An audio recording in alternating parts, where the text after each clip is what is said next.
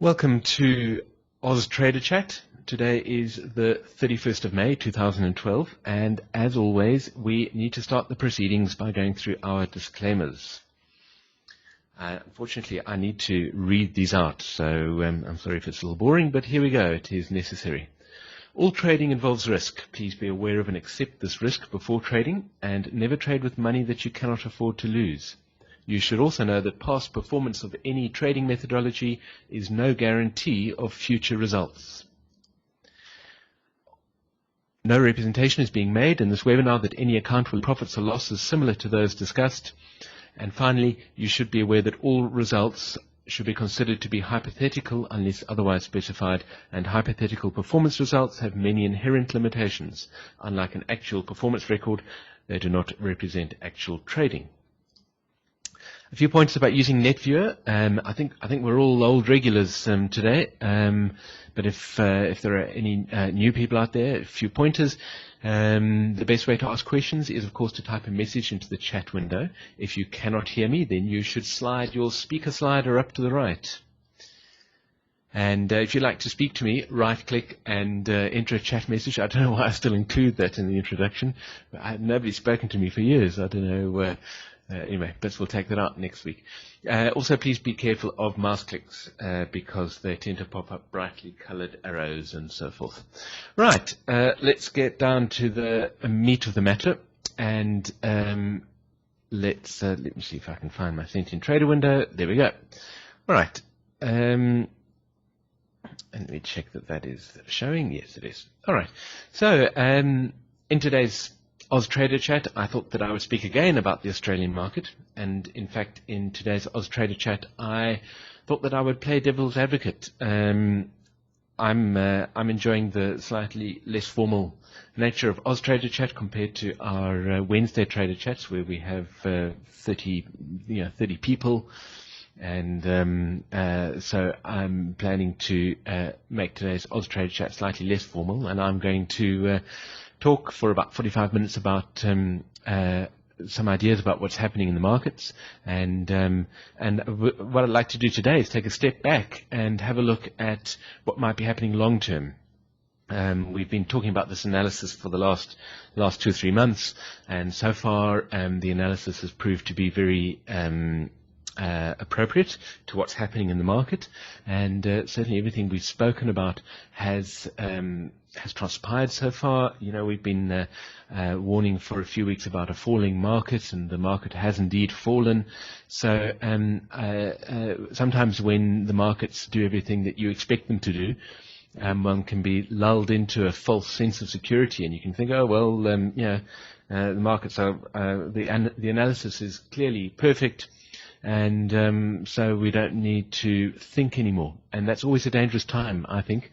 I've always found that to be a dangerous time in my trading personally, when the analysis that I'm performing has helped me to make some profitable trades, or at least be on the right side of the market. I think it's a dangerous time. You need to take a step back and say, is this really what is happening in the market? Are there other possibilities about what might be happening in the market?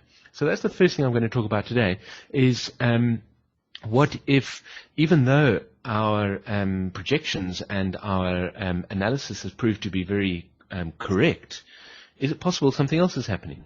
I think it's very important to play devil's advocate. So let's first of all go to, okay, here we go. All right, here we go. This is the analysis that we've been looking at. Okay, and if you haven't been with us in our previous Oz Trader Chats, I'm not going to go into too much detail in terms of the longer picture and sort of explaining the analysis. I think most of us are fairly familiar with it. And what I'd like to do today is take a look at what is an alternative to what might be happening. So let's start by pointing out to you, or just reminding you perhaps, what are the specific features of this analysis. The most important feature of this analysis that we've been tracking for the past several weeks is that the 18-month cycle trough, which I've plotted over there. By the way, if anybody has questions or anything to say, please pop them in at the chat window anytime. I have no problem with changing the topic of today at all. If you have any questions or anything you'd like to ask, then I'm happy to do that. Okay, so the 18-month cycle trough, of course, and on this analysis that we've been speaking about and looking at and carefully considering for the past several weeks, I have positioned on the 4th of October. Now you will notice that there is a very prominent trough in terms of it being a much lower price trough here in early August. And in previous Australia chats, we've talked about whether maybe that should be the 18-month cycle trough or whether the 18-month cycle trough should be in the 4th of October.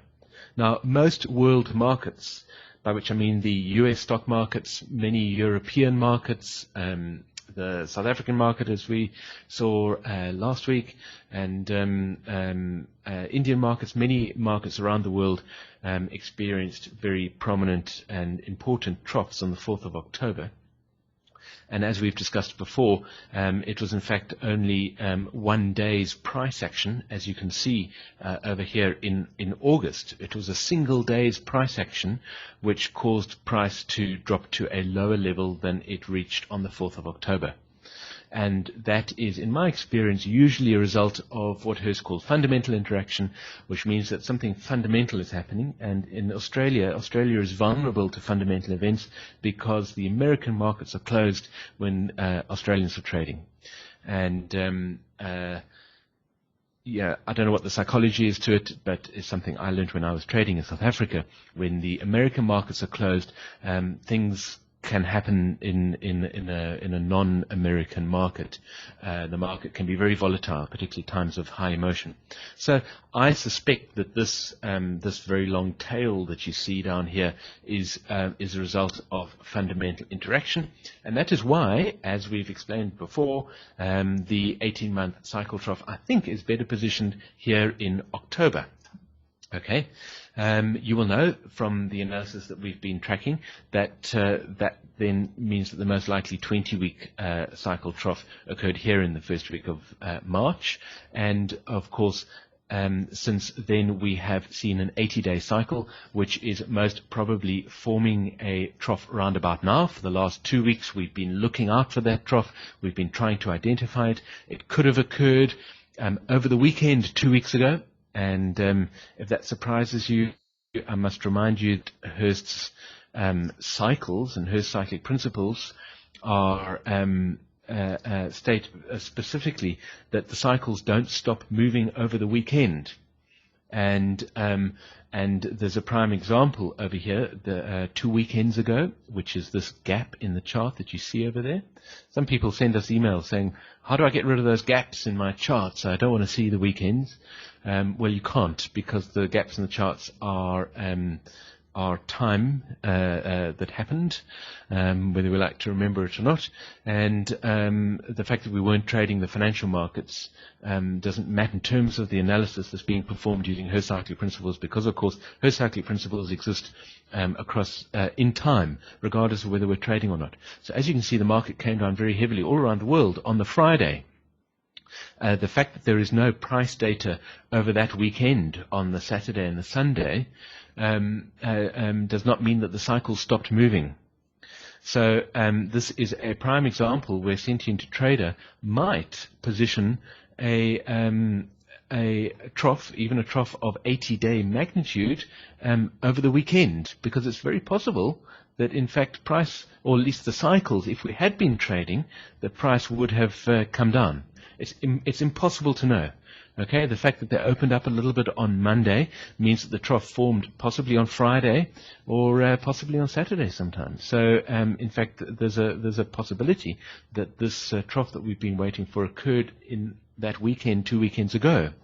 Of course, last weekend, the markets sort of played the game once again. They spent the last 3 days of last week falling into another trough. And again, we don't know exactly where that trough is. So there are two potential positions for that trough. It's also not impossible, of course, that the market will keep moving down and then form another trough and then bounce up. So it's possible that that 80-day cycle trough has not formed yet.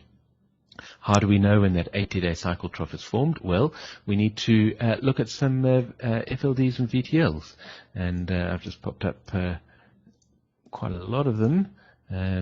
Let's just have a look at some of the shorter ones. There we go.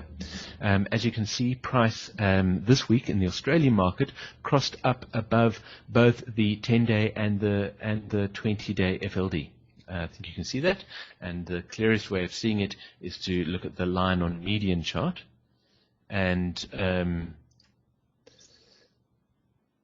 so there we go. There's the line on median chart. I'm not sure what's happening with this computer. It's okay, there we go. There's the line on median chart, and as you can see, price crossed up above the 10-day FLD. What does that mean? That means that the prior trough, which was either last weekend or the weekend before, as I've just discussed, was a trough of at least 10-day magnitude. Okay, the fact that it was of 10-day magnitude might mean that it was the expected 80-day cycle trough. It probably does, but that's not really convincing enough, that evidence. You'll notice that price crossed up above the 20-day FLD. It crossed up 2 days ago and spent yesterday above that FLD, and then today crossed down below it again. I apologize for the loudspeaker outside. Italians like driving through the streets with loudspeakers making public announcements. It's just a fact of life in Italy. So I hope that isn't obscuring my voice. So you can see price crossed up above the 20-day FLD, but then it crossed down below it again. And last week we discussed multiple FLD crosses, so potentially we have another multiple FLD cross occurring here, and so unfortunately the 20-day FLD doesn't give us much information. So we don't have a lot of evidence in terms of whether that 80-day cycle trough has occurred. There we go. Let's switch back to a candlestick chart, and let's hide those FLDs, and let's zoom back a little bit, and let me remind you what we were speaking about last week in terms of what we're expecting is going to happen after this 80-day cycle trough, and of course what we're expecting in very simple terms is that the next 80-day cycle is going to have a bearish shape. And as you'll know, I'm all about cycle shapes. I go on and on about cycle shapes because I believe they're very important. I'm quite a visual sort of a person. I used to be a film director. Well, I still am, I suppose, but visuals are very important to me, and I have always interpreted markets in terms of the shapes that cycles make. And so what